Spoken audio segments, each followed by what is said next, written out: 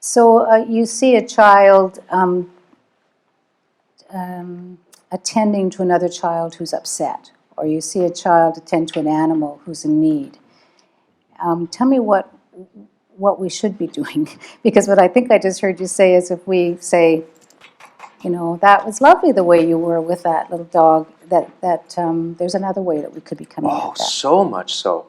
One of the big questions I get often, and I have got through the years, is how do you help children to get siblings to get along? Yeah. How do you help them act kind and caring to each other? And we're so busy trying to get them to be friends, we don't understand where caring comes from. If we just understood the hierarchical nature of attachment, that when you do the matchmaking for them to draw out the alpha instincts in one, just like a 2-year-old and little baby doll.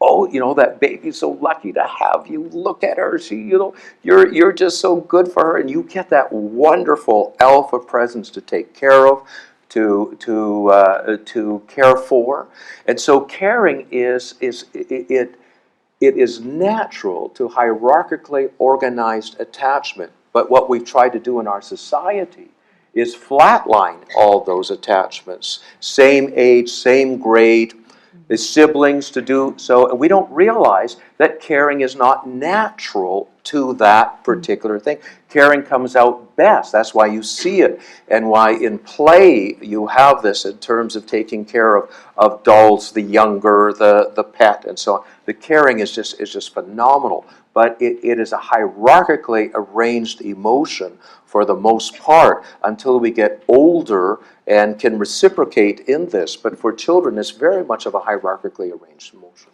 How do you understand that hierarchically arranged Well, emotion? just to reinforce that, I was looking in preparation for tomorrow's talk, I was looking at a study of bonobos, which are great apes. They're sort of a smaller chimpanzee. And they're very close to human beings, really. I don't know if you realize this, but I think something like our DNA is only about 1% different from chimpanzees.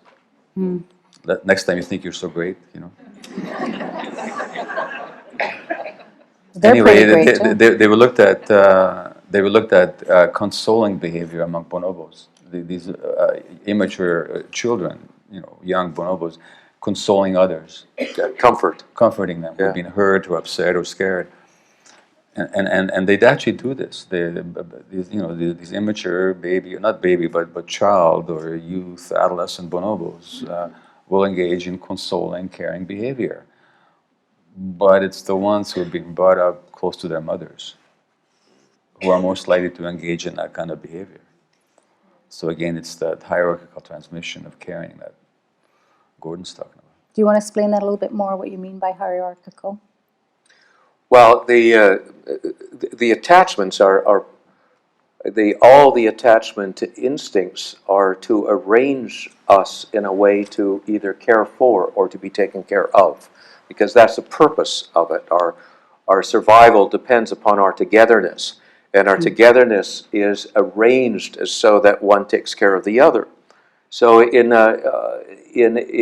identical twins, when they get attached, the attachment brain doesn't quite know what to do, and so it will evoke a set of alpha instincts in one and a set of dependent instincts in another, creating an alpha personality and a dependent personality. For those of you that follow hockey, you can think of the Sedin twins here. And that's and it can follow them through life.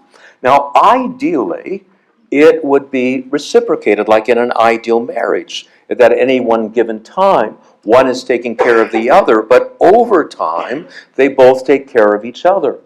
There has to be a lead in the dance and a follow. And because we've been so blinded, especially in Canada and in Western civilization, by the outcome, the final outcome, which is equality, we don't realize that the most important dynamic is all hierarchical. And if we actually took more care this way with our children in our schools, caring would be absolutely spontaneous and natural. But we keep on trying to get those who are equal to care for each other. What brings out the caring is when you feel as if you're the answer to another. And that is that kind of hierarchical thing. So it became the theme of the book, Hold On to Your Kids, which was about the flatlining of this. And with the flatlining is the loss of a natural kind of dance that brings out the best in us in terms of caring and empathy is concerned.